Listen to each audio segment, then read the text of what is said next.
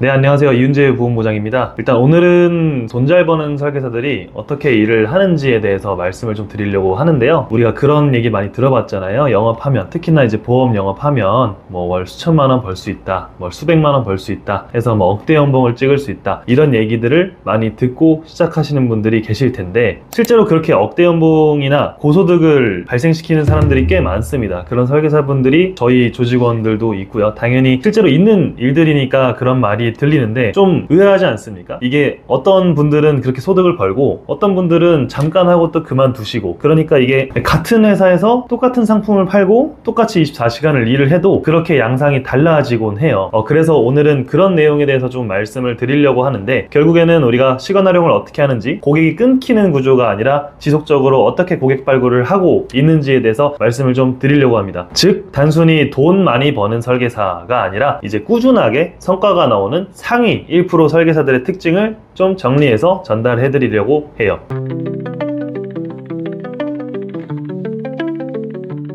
우선 첫 번째 특징은 고객을 만나고, 가망 고객을 발굴하고 고객을 만나는 그런 어떤 툴이 한 가지만 있진 않습니다. 예를 들면 가장 대표적으로 보험업을 처음 시작할 때는요, 사실 우리가 맨 땅에 헤딩 한다고 하잖아요. 그래서 보통 뭐 지인이나 아니면 지인의 소개나 아니면 가족분들, 친인척분들 이런 분들을 통해서 계약들을 많이 모집하고, 이 어떤 새로운 시장을 진입하기보다는 가장 주변에 있는 분들부터 살펴보고 영업을 하기 시작하는데, 중요한 거는 그렇게 한 가지 시장만 공략하다 보니까 점점 줄어드는 게 보이는 거예요. 실제로 저는 지인 영업으로 시작을 해서 꾸준하게 수년 동안 지인 영업과 이제 DB 영업을 같이 병행을 했는데, 지인 영업만 하는 동안에는 굉장히 이 일이 어려웠어요. 왜냐면 연락할 사람들이 계속해서 줄어들어요. 보험 가입은 단순히 한 번 가입시키고 다음에 또 가입시키고, 이런 여러 번 가입시킬 수 있는 구조가 아니라 한 번 잘 해놓으면 한동안은 그 고객을 통해서 뭔가 새롭게 내가 뭔가를 또 계약을 하거나 아니면 다른 분들을 소개받지 않는 이상은 수익으로 창출할 수 있는 상황이 현저하게 좀 줄어듭니다. 그래서 그렇게 자꾸 줄어드는 게 보이니까 저도 많이 힘들었는데, DB 영업을 같이 하면서 저에게 시장이 2개로 늘어났어요. 그러다 보니까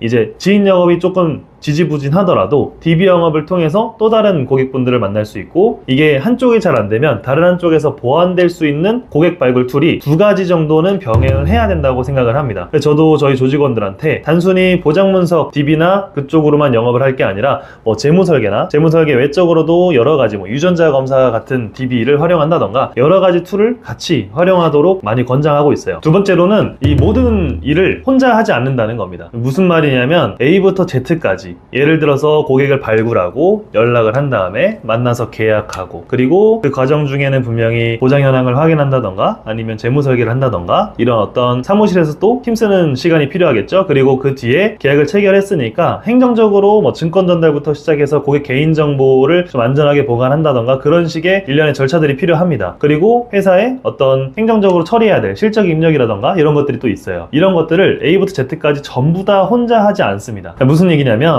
제가 지금 말씀드렸던 앞에 모든 과정들을 혼자 하다 보면요, 당연히 24시간이 부족해요. 우리가 잘 생각해보면 영업이라는 거는 고객을 만나서 어떤 소통을 해서 계약을 체결하는 과정이 반드시 필요한데, 뒤에 사무실에 앉아서 힘쓰는 시간들이 자꾸 늘어나다 보니까 우리가 실제로 고객을 만나서 소통하는 시간이 줄어드는 거예요. 즉, 내가 계약을 할 확률이나 기회 자체가 줄어들다 보니까 이게 자꾸 끊기는 거죠. 그래서 대부분의 일을 잘 하시는 분들은 주로 현장에 많이 나가 계십니다. 그럼 나머지는 어떻게 해요? 라고 하시는데, 그런 것들을 어떤 회사나 조직 내 시스템을 이용해서 어떤 다같이 좀, 혹은 자동화 할 수 있는 요즘에 AI 같은 것들을 활용해서 내가 하지 않아도 이 사무실 내적으로 할 수 있는 어떤 자동화 시킬 수 있는 내용들은 충분히 다른 사람이나 어떤 다른 시스템을 통해서 해결하고 있는 모습들을 많이 봤어요. 그렇다 보니까 당연히 자연스럽게 이 현장에 나가는 시간은 늘어나다 보니 거기서 영업적으로 계약을 하고 아니면 소득을 창출하는 그런 어떤 활동으로 이어질 수 있는 확률이 훨씬 높아지는 것 같습니다. 그게 좀 두 번째 특징이었던 것 같아요. 네, 세 번째로는 상담을 감으로만 하지 않는다는 겁니다. 무슨 얘기냐면요, 이 상담이 대부분의 경우 정형화되어 있고 하시는 방식이 통일되어 있어요. 그리고 고객을 만나서 어떤 잘 안 됐을 때에 대한 피드백이 것이 굉장히 구체적이고 자기 반성적인 느낌이 좀 강합니다. 그래서 다음번엔 꼭 그걸 보완하고. 무슨 얘기냐면 상담을 감으로 하게 되면요, 저조차 상담이 힘들 것 같습니다. 고객마다 제가 만약에 예를 들어서 그날따라 컨디션이 좀 나쁘거나 아니면 다른 생각이 많이 든다라고 하면은 이 잡생각 때문에 상담이 잘 될 때도 있고 아니면 안 될 때도 있고 영향을 받아서 내가 상담을 만족스럽게 못했을 수도 있는 거잖아요.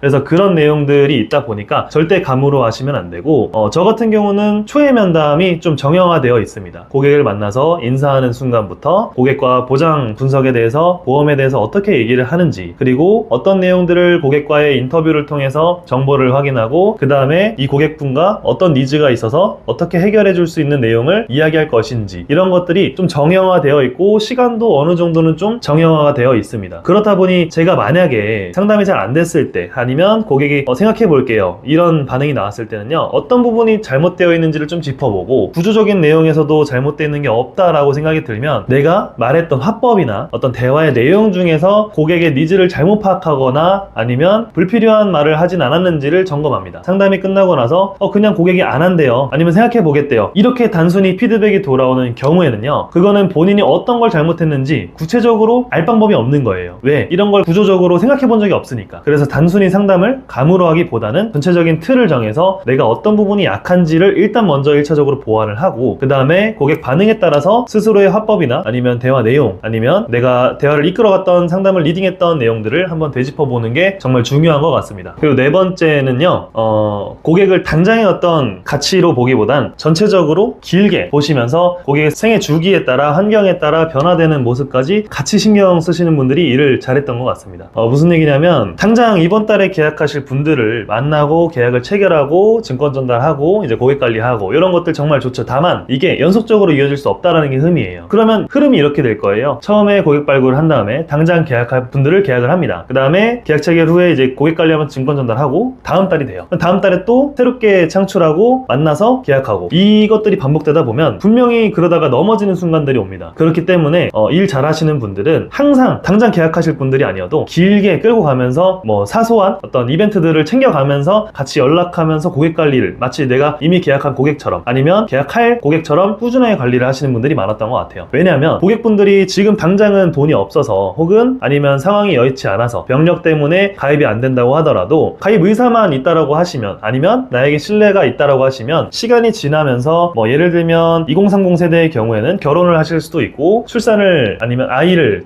가질 준비를 하실 수도 있고, 이런 내용들이 있어서 그거에 맞춰서 또 보험을 준비하시거나 아니면 저축성 상품을 준비하시거나 이렇게 재무 설계를 또 하시는 분들이 있거든요. 그러면 이거에 맞춰서 꾸준하게 연락을 했던 설계사들을 찾게 돼 있습니다. 왜냐? 그 사람들한테 신뢰가 있기 때문에. 그래서 그런 내용들을 꼭 염두하시고 당장의 눈앞에 어떤 계약만 쫓기보다는 이렇게 꾸준하게, 어차피 우리는 사람을 만나야 뭔가가 되는 일이기 때문에 꾸준하게 관리를 하시는 게 꾸준한 성과를 내시는데 첫걸음인 것 같습니다. 그래서 그런 내용들을 잘 숙지하시는 게 일을 꾸준하게 잘하시는 측면에서는 도움이 되실 것 같아요. 마지막으로 빠지지 않는 중요한 것이 하나 있습니다. 바로 이 모든 과정을 설계사 스스로 혼자 하기에는 정말 극소수의 분들만 할 수 있다는 게 문제예요. 그러니까 조직에서 제공하는 툴이 같이 가미가 돼서 내가 영업 활동을 하는데 우리 조직에서는 나에게 어떤 날개를 달아줄 것인가를 같이 살펴봐야 됩니다. 내가 영업을 하면서 어떤 고객 발굴도 하고 계약 체결도 하고 할 텐데, 앞서 말씀드렸던 꾸준한 고객 관리라던가 아니면 DB 영업과 같은 새로운 시장을 또 창출한다던가, 이런 내용들은 사실 개개인이 하기에는 좀 무리가 있습니다. 자동화된 시스템으로 어떤 고객의 이벤트들을 챙겨준다던가 아니면 꾸준하게 시장을 가져갈 수 있는 여러 가지 툴을 제공해주는 조직이 같이 함께 한다고 하면 당연히 설계사 입장에서는 훨씬 내가 스스로 개인적으로 하지 않아도 이미 갖춰진 것들이 있다 보니까 그것들을 활용하다 보면 훨씬 빠르고 안정적으로 성장하실 수 있을 거라고 생각을 합니다. 꾸준하게 길게 가야 되는 일이다 보니까 처음에 반짝 실적을 치더라도 길게 가는 거는 또 다른 문제예요. 그래서 이런 내용들을 나 개인이 아닌 내가 속한 조직의 어떤 시스템적인 측면을 같이 활용할 수 있냐도 굉장히 중요한 측면인 것 같습니다. 오늘 내용을 좀 정리해 보겠습니다. 먼저 첫 번째로는요, 고객을 한 가지 툴로만 만나지 않는다는 내용이 있었고요. 두 번째로는요,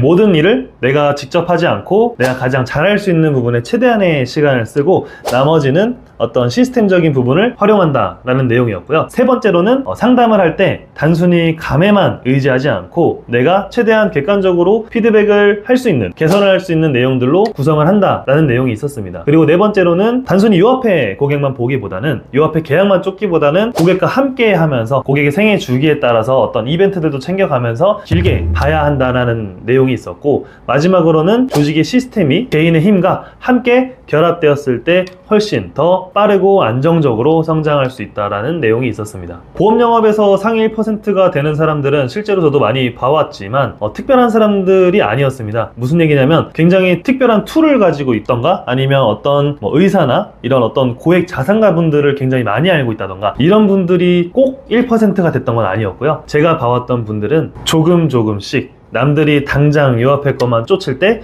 계속해서 반복될 수 있는 나에게 선순환, 그리고 고객에게 선순환이 될 수 있는 구조를 정말 조금씩 차곡차곡 쌓아 올려왔던 분들이 결국에는 나중 가서는 엄청 잘하고 있는 설계사분들이었던 것 같습니다. 이 영상을 보시는 분들 중에서 설계사분들도 계실 거예요. 근데 과연 열심히만 하고 있냐와 내가 이런 구조적인 내용을 만들고 있냐는 한 번쯤은 고민을 한번 해보셨으면 좋겠습니다. 오늘 영상 끝까지 시청해주셔서 감사드리고, 다음에 조금 더 좋은 내용으로 찾아뵙겠습니다. 감사합니다.